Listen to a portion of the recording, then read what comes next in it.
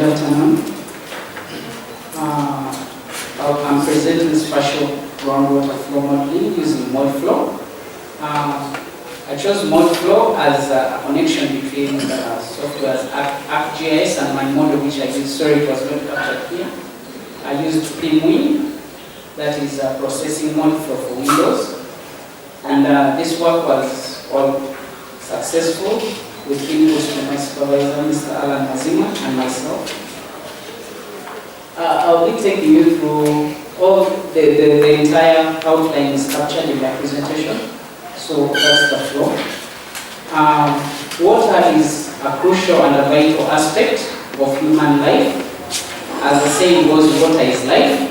However, as a result of an increase in population expansion, water has increasingly become a scarce resource due to the deficit of tremendous pressure brought in from groundwater. However,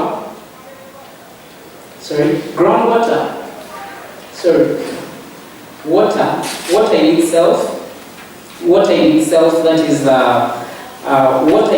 exists on the surface, that is as fresh water in the lakes, rivers.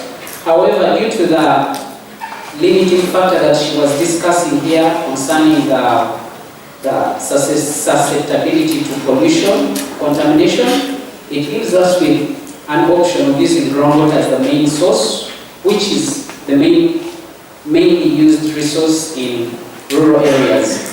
However, groundwater flow and storage are continuously changing as a result of human, natural, and climatic stress, hence the need to monitor this vital resource. In order to monitor groundwater, which is rarely seen with the human eye, it requires us to use indirect techniques.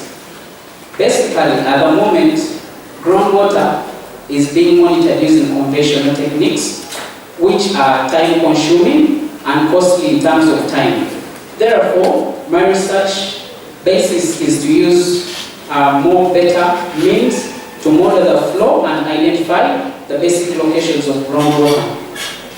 Therefore, this brings me to the problem statement. The conventional approach, which is currently being used, that is the local surveys based on the VES techniques, that is the vertical electrode sounding, tend to destabilize the geological structure of the soils and the rocks, and above all, they do not take into account the different factors that control the existence of groundwater. Therefore, this research basically uses techniques of remote sensing and GIS to incorporate those ideas of the factors that lead to the occurrence of the groundwater, and above all, monitoring its flow. My main objective was to describe the flow and movement direction underlying the aquifer using spatial explicit methods. To achieve this, I had to go through I broke the main objective into 3 main specifics. That is, 1, I had to ascertain the different indicators that determine the existence of groundwater, and you will see them in the subsequent slides. Then the next thing was to determine the flow parameters that determine the groundwater environment, aquifer properties. Then the third was to determine the pattern and distribution of the groundwater in the study area. Now, this was my methodology of how I carried out the work. Various data layers were obtained. That is the lithology, land cover. Land cover data was already. I got it, I simply had to just validate. People had carried on research before. I validated it using Google Earth satellite imagery, that's Landsat. Google Earth itself. Then I obtained the depth of the area, which was the Busitema area. So I had to clip it out, and from the depth I was able to generate a slope map and a drainage map. So all these layers were brought into one geodatabase, which was the central geodatabase, and the different colors, it's not distinct here, but the different colors, it's not visual. The different colors show the different specific objectives how I achieved.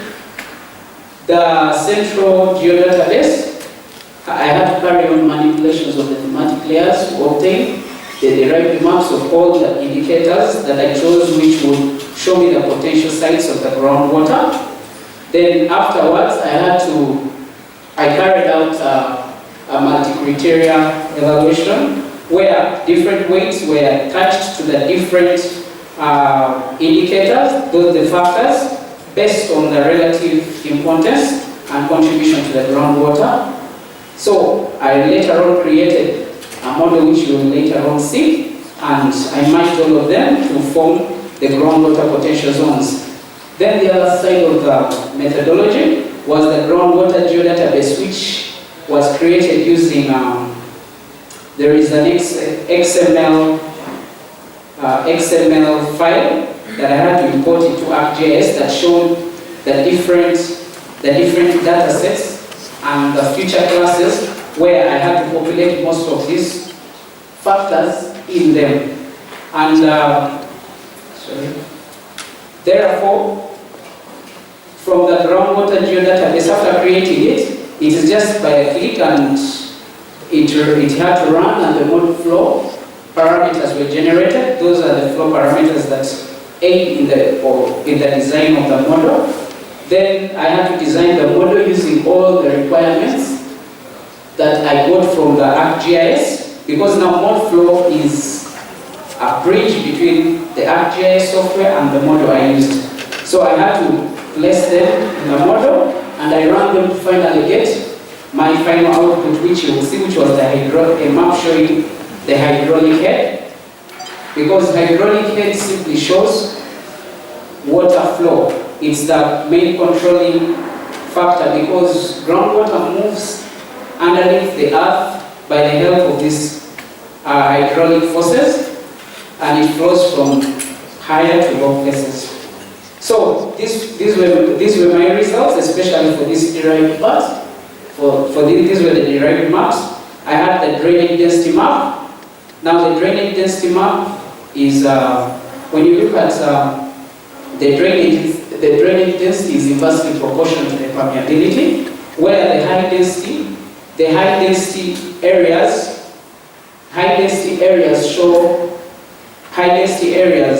basically show a low contribution to groundwater. So the more the density, the less the groundwater availability, because it's an inverse proportion.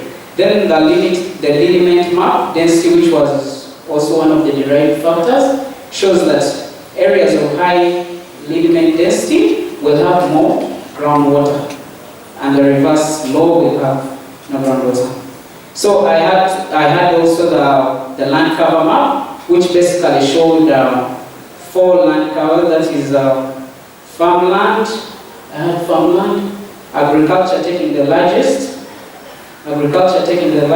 and the forest, that is Busitema forest. Then the dam which generated the slope map directly shows it's from a scale of 0 to about 16, which shows, so that the areas in green, it's not so clear, but the areas in green are the low places. So when a slope is when the slope is gentle, definitely there will be no runoff, and as a result, you expect more percolation of water underground, as compared to the hilly places which are yellow, and as you go further, my scale goes up to red. So these areas in red, for some of you who have been there, the Busitema University is around this area, and you realize it's hilly, so it's indicated by red. So around these places, you don't expect any sinking of the water to contribute to the groundwater, as you will see in the next slides. Now this was the soil map, which classified all the soil that exists in the place. We have loam, clay, and clay loam. Now the different soil types here contribute differently, and I had to assess it by looking at the pore sizes. You all know that loam soil has fine pores, so water can easily percolate as in contrast, as compared to clay soil, which has closed pores, which do not have pores and they are compacted, so it prevents water from percolating. So this area we expect to see no potential groundwater. Then we have the lithology layer, which basically shows the different patterns of the rocks that exist. Different rocks contribute differently to groundwater in regards to permeability and porosity. So this was the model that I developed as a result of combining all the different factors in order to come up with a final groundwater map showing the potential areas where groundwater can easily be got. I just had to convert a few of them which were still in vector form to raster, and I had to do reclassification where I attached different weights to the different layers. The weights that I got were based on mainly literature review and expertise knowledge I had to consult a few people, because I couldn't carry out a questionnaire. Not everyone may give me the best. So this was my final groundwater potential zone map. It's not so clear, but I came up with 6 different zones. The very poor zone, moderate, good zone, very good, and excellent. And to a little bit validate it to see whether my results will correspond to what I got from the engineer's office there. I had to overlay the existing data for boreholes in the area, and as you can see, most of the boreholes had to fit within the excellent zone, like at this place. This is the most excellent, the blue ones, and you can see that most of the boreholes fitted in that area. So the final map, the final product, which was the hydraulic head that you see down here, is this. Now the hydraulic head shows the pressure that the groundwater moves with. So I simply had to run the model, and it gave me exactly that. So areas of high hydraulic head, in short, hydraulic head moves from areas of high to low. So when you look at this map, the areas down which are in green, these areas which are in green are the high areas, so it keeps flowing, going towards the north direction. So it's from the south to the north.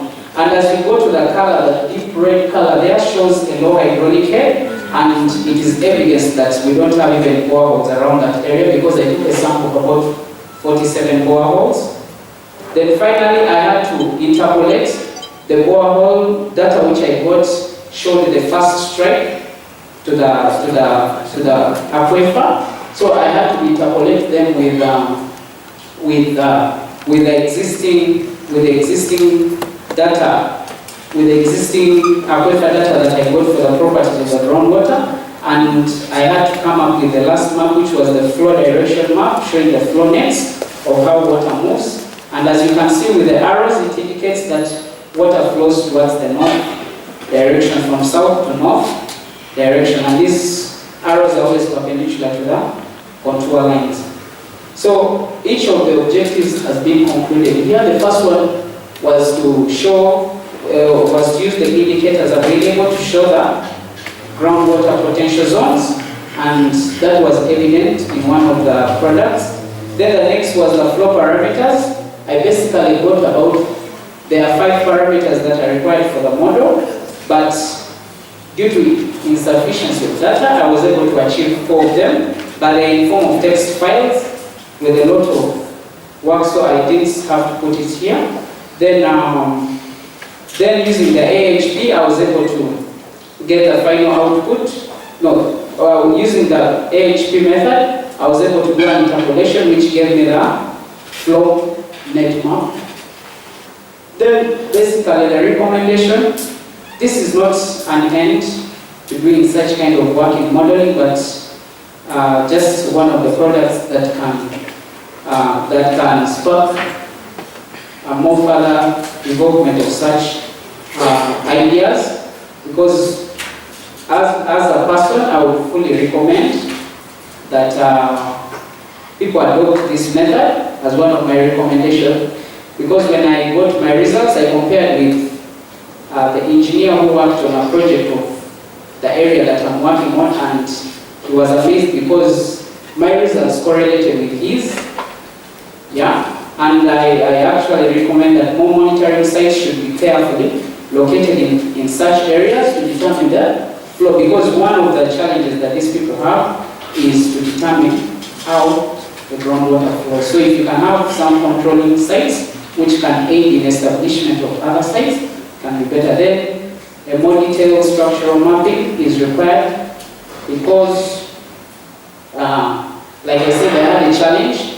For some of you who have run models, you know that a model can never run without some kind of data, depending on which model you use. So basically, some of the data that I had to put into the model was based on assumptions, based on the literature review. So that's why I recommend that more structural mapping should be done. And the last one is restrictions should be applied on extraction in the watershed if groundwater levels and flow regions are to be maintained. Thank you.